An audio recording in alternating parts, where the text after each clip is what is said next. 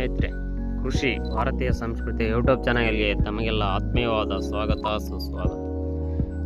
ತಮಗೆಲ್ಲ ಇವತ್ತು ನಾವು ತಿಳಿಸ್ಕೊಡ್ತಕ್ಕಂಥ ವಿಷಯ ಯಾವುದಪ್ಪ ಅಂದರೆ, ನಮ್ಮ ಭಾರತೀಯ ಸಂಸ್ಕೃತಿಯಲ್ಲಿ ಅತ್ಯಂತ ಜನಪ್ರಿಯವಾಗಿರ್ತಕ್ಕಂಥ ಹಾಗೂ ಅತ್ಯಂತ ವಿಶೇಷವಾಗಿ ಸ್ಥಾನವನ್ನು ನೀಡಿರ್ತಕ್ಕಂತಹ ಮರವಾಗಿರ್ತಕ್ಕಂತಹ ಬಿಲ್ಪತ್ರೆ ಮರ.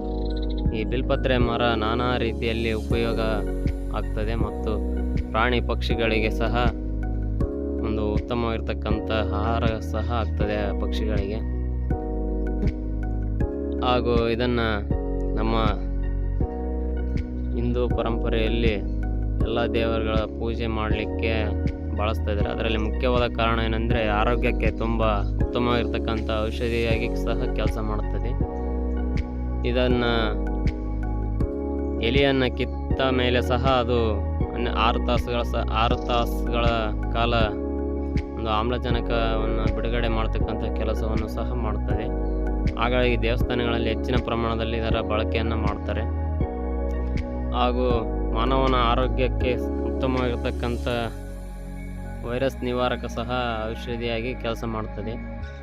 ವಿವಿಧ ರೀತಿಯಲ್ಲಿ ಬರ್ತಕ್ಕಂಥ ಜ್ವರ, ವೈರಸ್ ರೋಗಗಳನ್ನು ಸಹ ಹತೋಟಿ ಮಾಡ್ತದೆ.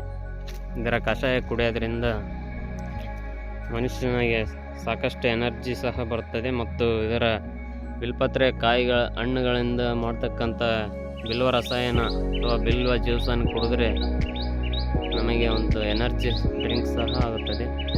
ಹಾಗೂ ಕೃಷಿಯಲ್ಲಿ ತುಂಬ ಉಪಯುಕ್ತವಾಗಿರ್ತಕ್ಕಂಥ ಔಷಧಿಯಾಗಿ ಕೆಲಸ ಮಾಡ್ತದೆ. ಪ್ರತಿಯೊಬ್ಬ ರೈತರು ಸಹ ಇದನ್ನು ತಮ್ಮ ಬದುಗಳಲ್ಲಿ ಬೆಳೆಸೋದ್ರ ಮುಖಾಂತರ ಇದರ ಉಪಯೋಗವನ್ನು ಪಡ್ಕೊಳ್ಬೇಕು.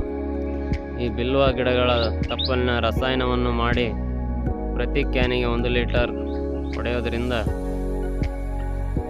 ನಮಗೆ ಬರ್ತಕ್ಕಂಥ ಫಂಗಸ್ ರೋಗಗಳು ಹಾಗೂ ಅನೇಕ ಕೀಟಗಳ ನಿವಾರಣೆ ಆಗ್ತದೆ.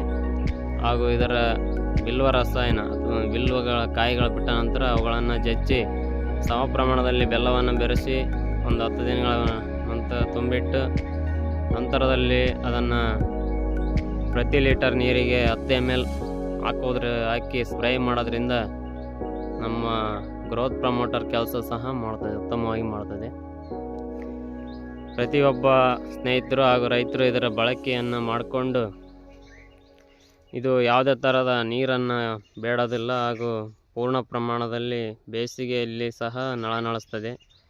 ಹಾಗೂ ಉತ್ತಮವಾಗಿರ್ತಕ್ಕಂಥ ಆಮ್ಲಜನಕವನ್ನು ಸಹ ನೀಡ್ತದೆ ಹೊಲದಲ್ಲಿ. ಪ್ರತಿಯೊಬ್ಬ ರೈತರು ತಮ್ಮ 4 ಬದುಗಳ ಮೂಲೆಗಳಲ್ಲಿ ಇದನ್ನು ಹಾಕಿ ಬೆಳೆಸೋದ್ರ ಮುಖಾಂತರ ಇದರ ಉಪಯೋಗವನ್ನು ಪಡ್ಕೊಳ್ಬೇಕು. ಧನ್ಯವಾದಗಳು.